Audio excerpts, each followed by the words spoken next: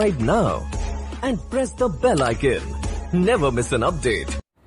Hello everyone, a very good morning to all of you. Welcome to your channel It's Physics Mantra. Myself Mayank Tiwari. तो बच्चों, जैसा आपसे मैंने promise कर रखा था कि आईसीएसई क्लास 10 फिजिक्स की सीरीज को नहीं रुकने दूंगा, तो उसके ही चलते आज लेकर के आए हम कैलोरीमेट्री। एक्चुअली ये चैप्टर तुम लोगों को बड़ा टफ लगता होगा कि सर ठंडा गरम करते रहते हैं, हीट रिलीज करते हैं, हीट एब्जॉर्ब करते हैं, पल्ले कुछ नहीं पड़ता है। तो यकीन मानो बच्चों, वीडियो को फॉलो करिएगा, आपको ये चैप्टर बड़ा इजी लगेगा। एक बात और बता दूं, क्लास 10 आईसीएसई में ये 10 मार्क्स का सॉलिड चैप्टर है, इसमें एक नंबर भी कटना नहीं है, आना है मतलब आना है। डिस्क्रिप्शन में चले जाइएगा तो वहां पर आपको टेलीग्राम का एक लिंक मिलेगा, उसको क्लिक करिएगा तो आप इसके नोट्स को आसानी से कैरी कर पाएंगे। तो बच्चों, आज कैलोरीमेट्री में हम शुरुआत करने जा रहे हैं कॉन्सेप्ट ऑफ हीट से। कॉन्सेप्ट ऑफ हीट से, ये वर्ड जैसे ही जहन में आता है ना हीट, तो दिमाग में एक बात आती है, सर कुछ गर्म चीज की आप बात करें, हॉटनेस आ रही है। तो बच्चों, ये हॉटनेस वो वाली नहीं है बच्चों, हॉटनेस है आपकी गर्म चीजों के लिए, वहां पर जहां पर टेम्परेचर बहुत ज्यादा रहता है। इसका मतलब ये नहीं है कि आप हीट एनर्जी को टेम्परेचर से रिलेट करा दें, दोनों में बड़ा फर्क है, अच्छा खासा फर्क है। तो कॉन्सेप्ट ऑफ हीट की अगर हम बात करें तो जैसे मान लीजिए ये कोई मेरे पास मटेरियल या सब्सटेंस है, तो ऑब्वियसली इसके पास क्या होंगे, छोटे छोटे टिनी पार्टिकल्स रहे होंगे, टिनी पार्टिकल्स रहे होंगे, और इन्हीं टिनी पार्टिकल्स को हम बोलते हैं मॉलिक्यूल्स। क्या बोलते हैं बच्चों? मॉलिक्यूल्स। और ये बात आपको पता होगी कि किसी भी सब्सटेंस में मॉलिक्यूल्स एक मोशन करते रहते हैं, रैंडम मोशन होता रहता है इनके बीच में। तो ऑब्वियस सी बात है, अगर मोशन होता रहेगा तो वहां पर कुछ वेलोसिटी रहेगी, और वेलोसिटी रहेगी तो काइनेटिक एनर्जी रहेगी। दिमाग में डाल लीजिएगा बात, काइनेटिक एनर्जी रहेगी, और काइनेटिक एनर्जी रहेगी तो पोटेंशियल एनर्जी तो होना ही होना है। तो हमने इन दोनों के मिक्सचर को बोला internal energy is equal to kinetic energy plus potential energy, और इसी इंटरनल एनर्जी को हम हीट एनर्जी भी कहते हैं। यानी कि the internal energy of the molecules of the body is known as heat energy। अब तक बच्चों ये बात तो समझ में आ गई कि हीट एनर्जी क्या है, इतना तो क्लियर हो गया होगा। अब हीट एनर्जी के चलते ही हमारे साथ एक वर्ड और आया जिसे हम कहते हैं टेम्परेचर। टेम्परेचर, ये टेम्परेचर क्या है? तो बच्चों, आपको ये लगता होगा कि हीट बढ़ रही है तो टेम्परेचर बढ़ जाएगा। नहीं, इसका थोड़ा सा फंडा अलग है, समझते हैं। जैसे मान लीजिए कोई भी एक एसी को ले लेते हैं, ये एक हमारे पास सब्सटेंस था, इसके मॉलिक्यूल्स थे, अब ये आराम से मोशन कर रहे थे, धीरे धीरे कर रहे थे। अगर हम इसमें हीट एनर्जी को बढ़ाते हैं, अगर हम हीट एनर्जी देते हैं, तो यार ऑब्वियसली मॉलिक्यूल्स क्या करेंगे, तेज मोशन करना शुरू कर देंगे, यानी उनकी वेलोसिटी क्या होगी, और तेज हो जाएगी। अगर वेलोसिटी तेज हो जाएगी तो ऑब्वियसली काइनेटिक एनर्जी भी ज्यादा होगी, काइनेटिक एनर्जी ज्यादा होगी तो कॉलिजन ज्यादा होगा, और कॉलिजन ज्यादा होगा तो टेम्परेचर इंक्रीज कर जाएगा। अभी यहां क्या हुआ, हमने हीट एनर्जी दी थी, हमने क्या दी थी, हीट एनर्जी दी थी, टेम्परेचर इस वजह से इंक्रीज किया है। हीट एनर्जी देने से जो मॉलिक्यूल्स का क्या हुआ है बच्चों, आपस में कॉलिजन हुआ है, उससे टेम्परेचर इंक्रीज हुआ है। अब इसके अपोजिट चलते हैं, अगर हम किसी सब्सटेंस से थोड़ी सी हीट एनर्जी क्या करें, एब्जॉर्ब कर ले, तो वहां पर जो मॉलिक्यूल्स की वेलोसिटी थी वो डिक्रीज कर जाएगी तो कॉलिजन कम होगा, और उसकी वजह से टेम्परेचर कम हो जाता है। तो रीजन टेम्परेचर का यह रहता है कि हम हीट एनर्जी को एब्जॉर्ब कर रहे हैं या रिलीज करा रहे हैं, दोनों में क्या कंडीशन आ रही है, हम दे रहे हैं या ले रहे हैं, वो आता है कॉन्सेप्ट ऑफ टेम्परेचर। जैसे आपने ये भी देखा होगा कि अगर हम किसी दो बॉडी को आपस में कांटेक्ट में ले आए, फॉर सपोज एक बॉडी का टेम्परेचर है 50 डिग्री सेल्सियस और दूसरी बॉडी का टेम्परेचर है 10 डिग्री सेल्सियस। अब जब ये आपस में कांटेक्ट में आएगी तो क्या करेगी, ट्रांसफॉर्मेशन ऑफ टेम्परेचर, यानी ट्रांसफॉर्मेशन ऑफ हीट एनर्जी। बहुत अच्छे से समझिएगा, यहां पर ट्रांसफॉर्मेशन किसका हो रहा है, हीट एनर्जी का हो रहा है। और हीट एनर्जी के अंदर ये जो मॉलिक्यूल्स के फंडे चल रहे हैं उसके से ट्रांसफॉर्मेशन ऑफ टेम्परेचर भी हो रहा है। और ये कब तक होता रहेगा? जब तक दोनों बॉडी के टेम्परेचर आपस में इक्वल ना हो जाए। बच्चों ये कोई भी अगर आपसे कहता है ना कि यहाँ 50 है यहाँ 10 है, दोनों को ऐड करके 2 से डिवाइड कर दो, जितना आएगा वो मिक्स टेम्परेचर, बिल्कुल गलत है यार। हम इसको विदाउट फॉर्मूला नहीं निकाल सकते। वो कैसे निकालेंगे आगे अभी आपको पता चलने वाला है। तो दोनों की बॉडी का टेम्परेचर क्या हो जाएगा? सेम हो जाएगा, तभी ट्रांसफॉर्मेशन ऑफ हीट रुक जाएगी। यहां से समझते हैं कि SI unit of heat energy क्या होती है। तो बच्चों SI unit of heat energy होती है आपकी जूल, जूली की अम्मा जूल। इसको रिप्रेजेंट करते हैं हम J से। एक और कॉमनली यूनिट को हम यूज करते हैं जिसका नाम है कैलोरी। कैलोरी, अब इस वर्ड को याद कर लो क्योंकि ये वर्ड जो आपका है ना, डिफाइन 1 कैलोरी, बहुत बार ICSE बोर्ड एग्जाम में पूछा गया है। 1 कैलोरी क्या है? What do you mean by 1 calorie? 2 marks में क्वेश्चन आता है, इसको नोट कर लीजिएगा।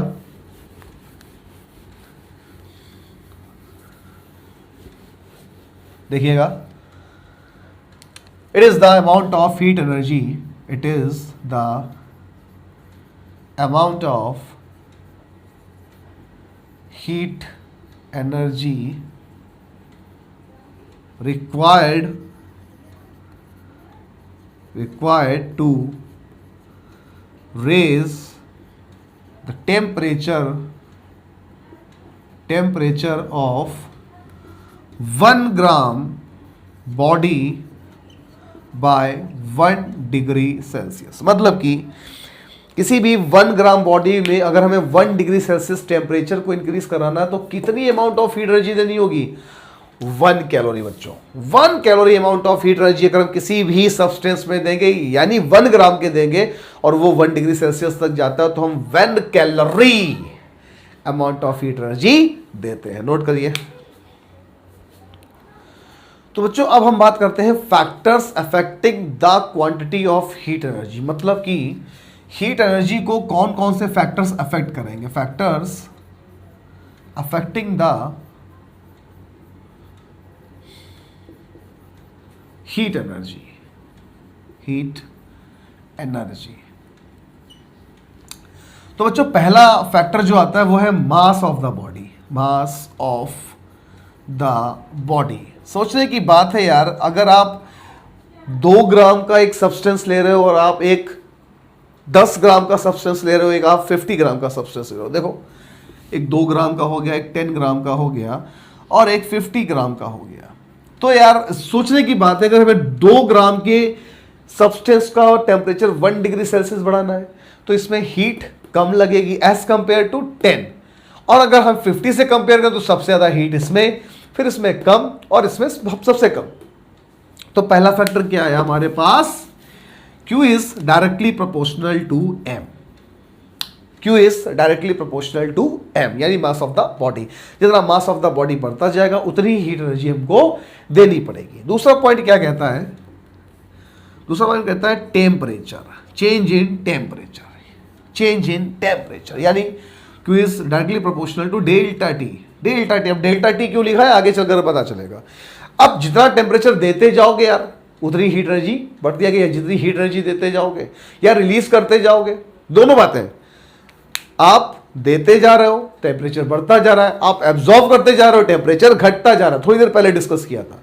अब इन दोनों को अगर आप गौर से देखो और मिला दो तो यार एक चीज बनकर आ गई, Q is directly proportional to M delta T.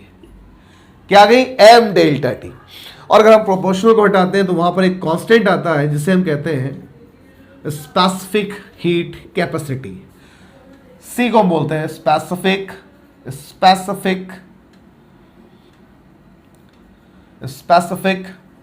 Heat capacity. अच्छा बच्चों एक पॉइंट और रह गया है, उसको भी आप नोट कर लो। मटेरियल सबसे ज्यादा इफेक्ट करता है। मटेरियल, हम किस तरीके का मटेरियल ले रहे हैं, और हर एक मटेरियल की स्पेसिफिक हीट कैपेसिटी अलग अलग होती है।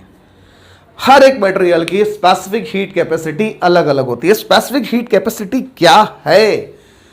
स्पेसिफिक हीट कैपेसिटी क्या है? स्पेसिफिक हीट कैपेसिटी से पहले हीट कैपेसिटी समझना बहुत जरूरी हो जाता है। तो बच्चों ये चीज क्लियर हो गई होगी कि Q is directly proportional to M, Q is directly proportional to delta T, और वहां से क्या आ गया? Specific heat capacity. थोड़ी देर में हीट कैपेसिटी और स्पेसिफिक हीट कैपेसिटी पर आ रहा है। उससे पहले SI unit of all the terms समझना बहुत जरूरी है। चलो देखते हैं फटाफट। पहला क्या आया हमारे पास? Q की SI यूनिट क्या होती है बच्चों? जूल होती है, ठीक है। फिर आया मास की होती है kg। फिर आया टेम्परेचर्स की होती है केल्विन। फिर आया कौन नहीं आया? अरे C आया भाई, सी की निकालते हैं यार, सी की निकालते हैं। चलो देखो फॉर्मूला लिखा था Q equal to MC delta T। अगर यहां से हम फॉर्मूला निकालें तो ये आ गया C equal to Q upon M delta T। Q upon M delta T। अच्छा, Q को हम क्या बोल रहे हैं? यहाँ पे जूल बोल रहे हैं। ऐसा यूनिट Q की क्या है बच्चा? Q है हीट एनर्जी, उसकी ऐसा यूनिट है जूल। उसके बाद मास आया, मास की हो गई kg, और फिर आया टेम्परेचर, उसकी हो गई केल्विन। अगर इसको ऊपर लेकर चलो तो ये बन गई जूल पर kg केल्विन, या joule kg inverse kelvin inverse. 2 marks का क्वेश्चन इससे पूछा जाता है। What is the SI unit of specific heat capacity, या define heat capacity and specific heat capacity, या what is the SI unit of specific heat capacity. इसको note करिए, फिर हम आते हैं हीट कैपेसिटी और स्पेसिफिक हीट कैपेसिटी की डेफिनेशन पे। तो बच्चों अब यह समझना बहुत जरूरी है कि हीट कैपेसिटी और स्पेसिफिक हीट कैपेसिटी क्या है। दोनों में बहुत छोटा सा फर्क होता है, लेकिन ये जानना बहुत जरूरी है। जैसे कि हीट कैपेसिटी बोला जाता है, the heat capacity of a body is the amount of heat energy required to raise the temperature by 1 degree Celsius of a body. मतलब किसी भी बॉडी में अगर हम 1 डिग्री सेल्सियस टेम्परेचर को बढ़ा रहे हैं तो जितनी हमने अमाउंट ऑफ हीट एनर्जी दी है वो कहलाती है हमारी हीट कैपेसिटी। फॉर एग्जांपल, एक बॉल में हमने वाटर को ले लिया, उस पूरे बॉल को अगर हमें 1 डिग्री सेल्सियस तक इंक्रीज करना है तो जितनी अमाउंट ऑफ हीट एनर्जी हम देंगे वो कहलाएगी हीट कैपेसिटी। इसके रिस्पेक्ट अगर हम चले स्पेसिफिक हीट कैपेसिटी के लिए तो वहां पर एक वर्ड लग जाता है of unit mass. That's it. The specific heat capacity of a substance is the amount of heat energy required to raise the temperature of unit mass. That's it. Of unit mass of that substance through 1 degree Celsius. यानी 1 gram water को 1 degree Celsius तक heat करने में या temperature increase करने में जितनी amount of heat energy हमने दी है वो कहलाती है स्पेसिफिक हीट कैपेसिटी। दोनों के फॉर्मूले आपके पास है, यहां से आप SI यूनिट को इजीली निकाल सकते हैं। क्वेश्चन एक दिमाग में जनरेट हुआ, अगर हम वाटर की बात करें तो बच्चों ना वाटर जल्दी ठंडा होता है ना ही जल्दी गर्म होता है। कभी इस पर गौर किया? आप ना ही जल्दी पानी को ठंडा कर सकते हो और ना ही जल्दी गर्म कर सकते हो। रीजन होता है बेटा, इसकी स्पेसिफिक हीट कैपेसिटी होती है 4.2 जूल पर केजी केल्विन। मतलब कि 4.2 जूल हमें देना पड़ेगा 1 ग्राम। अगर हम 1 किलोग्राम वाटर को 1 डिग्री सेल्सियस तक गर्म करना चाहते हैं तो हमें 4.2 जूल हीट एनर्जी देनी पड़ेगी। अगर हम ग्राम में बात करेंगे तो 4200 जूल। बात समझ में आ रही? तो ये चीजें आपको बताएंगे स्पेसिफिक हीट कैपेसिटी और हीट कैपेसिटी कि हमें आगे करना क्या है। अब हम आते हैं प्रिंसिपल ऑफ कैलोरीमेट्री पे, जहां से एक न्यूमेरिकल जरूर आता है।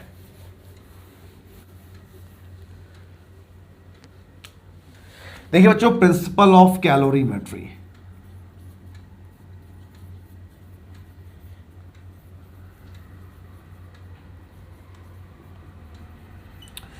प्रिंसिपल ऑफ कैलोरीमेट्री ये कहता है बच्चों कि heat gained by a body is equal to heat lost by a body.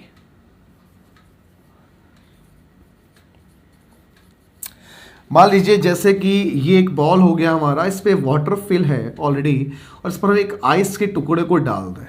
ठीक है, बहुत इंपॉर्टेंट है, बहुत अच्छे से समझिएगा क्योंकि इसी पर बेस्ड आपको न्यूमेरिकल मिलना है। वाटर था, हमने इसमें एक आइस के टुकड़े को डाल दिया। अब यहां पर कौन हीट एनर्जी को रिलीज कर रहा है और कौन हीट एनर्जी को गेन कर रहा है, इस बात को समझना बहुत ही जरूरी है। तो बच्चों ये है जो टेम्परेचर है, इसको मैंने बोला हॉट वाटर, ऑब्वियसली क्योंकि इसका टेम्परेचर ज्यादा है। और ये हो गया हमारा कोल्ड वाटर या कोल्ड, मान लो कोल्ड जो आइस है वो कोल्ड है। तो कौन रिलीज करेगा और कौन एब्जॉर्ब करेगा? तो बच्चों याद रखना, वाटर यहां से हीट को रिलीज कर रहा है, वाटर यहां से हीट को रिलीज कर रहा है और आइस वहां पर हीट को एब्जॉर्ब कर रहा है। यानी जितना amount of heat energy water release करेगा उतना ही amount of heat energy ice absorb करेगा। इसे कहते हैं हम प्रिंसिपल ऑफ कैलोरीमेट्री। अब हम न्यूमेरिकल को कैसे सॉल्व करें ये देखिए आप फटाफट। जैसे मान लीजिए मेरे पास 2 बकेट है, मैंने 2 बकेट ले लिए, ठंडियों में वापस चलते हैं, 2 बकेट ले लिए मैंने, ठीक है ठीक है ठीक है, फटाफट फटाफट फटाफट फटाफट फटाफट फटाफट फटाफट, और इन दोनों बकेट के वाटर को इसमें मिला दिया। चलिए देखो गौर से, इसे माना मैंने M1 मास की वाटर थी और इसका टेम्परेचर था T1, जबकि इसमें जो मास था वो था M2 और इसका टेम्परेचर था बच्चों T2। अब दोनों में ही वाटर है, यानी कि दोनों का मटेरियल सेम है, तो स्पेसिफिक हीट कैपेसिटी भी सेम होगी। तो इसको भी C बोला और इसको भी मैंने C बोला। ठीक है भाई, दोनों के वाटर को उठाया और उसमें मिला दिया इस वाले में। तो कह रहा है कि जो मिलाया है इसका मिक्स टेम्परेचर निकालना है हमें। क्या करना है? मिक्स टेम्परेचर निकालना है। थोड़ी ही देर पहले हमने पढ़ा था कि heat release by a body is equal to heat gained by a body, तो हमने बोला Q1 is equal to Q2, Q1 is equal to Q2। Formula क्या पढ़ा था? Q is equal to MC delta T। तो लगाओ इसमें जरा, ये हो जाएगा M1C। अब बात यहां डेल्टा T, बहुत गौर से। फॉर सपोज अगर इसका टेम्परेचर 50 डिग्री सेल्सियस होता और इसका टेम्परेचर 5 डिग्री सेल्सियस होता और दोनों को हम मिला देते तो टेम्परेचर कितना आता? बहुत सारे लोग दिमागी बोलेंगे सर 45 डिग्री सेल्सियस, हो सकता है कुछ बोल जाए 55 डिग्री सेल्सियस। तो बच्चों एग्जैक्ट टेम्परेचर हम ऐसे नहीं निकाल सकते, लेकिन हमें एक बात जरूर पता है कि जो ये टेम्परेचर आएगा वो 50 से ज्यादा नहीं होगा और 5 से कम नहीं होगा। क्या? 50 से ज्यादा नहीं होगा और 5 से कम नहीं होगा। बच्चों अगर कोई आपसे ये कहता है कि ये 45 होगा या 55 होगा तो गलत। ध्यान रखना है, 50 से ज्यादा नहीं, 5 से कम नहीं। तो हमने क्या किया, इसको एक फॉर्मूले में संजो लिया और बोला MC T1 माइनस T, ठीक है। और उधर गए तो बोला M2C, इसको बोला T minus T2, T minus T2 तो ये हमारा फॉर्मूला बन गया और इस तरीके से हम न्यूमेरिकल्स को भी सॉल्व करते हैं, जिसे हम कहते हैं प्रिंसिपल ऑफ कैलोरीमेट्री। इसी एग्जांपल को थोड़ा सा आगे बढ़ाते हैं। मान लो M1 हमारा हो गया था 50 ग्राम, C जितना हमने लिया था वो तो बेटा C तो सेम ही रहेगा, T हो गया हमारा, T1 हो गया 50 डिग्री सेल्सियस, M2 हमने मान लिया यहाँ पर होगा 25 ग्राम, चलो 30 ग्राम ले लो, थोड़ा इजी पड़ेगा, 30 ग्राम होगा, और T2 हो गया 5 डिग्री सेल्सियस। हमें क्या निकालना था? Mixed temperature. तो देखो क्या करेंगे, M1 की जगह क्या आ जाएगा बच्चों 50, C को C लिख लो, T1 कितना था 50 माइनस T, और M2 हो गया आपका 30, C तो C ही रहा, ये क्या हो जाएगा बच्चों T minus 5। No no no no no no no no no, सही है सही है सही है भाई, सही है गुरु, सही है, T माइनस 5। अब C से C तो भैया अपने आप निकल लिया, 0 से 0 निकल लिया, मल्टीप्लाई करो बच्चों, तो ये आ गया 5 5 25, 250 minus 5T is equal to 3T minus 15, 3 5 15। अब इसको इधर लाओ, उसको इधर ले जाओ, तो माइनस का 5T माइनस का 3T is equal to minus का 15 माइनस का 250 माइनस का 8T। अब इसको निकालो बच्चों, क्या आएगा? माइनस का 265 आएगा सर, काट दो, 265 डिवाइडेड बाय 8, 24,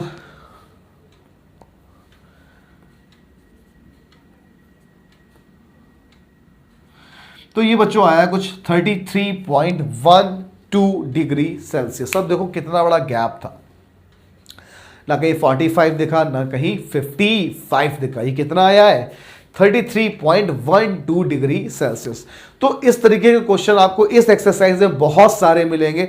जब हम नेक्स्ट टर्न लेकर के आएंगे तो वहां पर भी 2 से 3 क्वेश्चन आपको सॉल्व कराएंगे। बाकी टेलीग्राम में आपको नोट्स और इसकी वर्कशीट बहुत जल्द मिल जाएगी। तो बच्चों आज का एपिसोड हम यही कर रहे हैं फिनिश। आई विश आपको बहुत सारी चीजें क्लियर हो गई होंगी, अगर नहीं हुई हो तो कमेंट सेक्शन पे जरूर बोलिएगा। तब तक के लिए stay at home, stay safe, parents की रिस्पेक्ट करो और देश हित में गुरु हमेशा सोचो। जय हिंद, वंदे मातरम।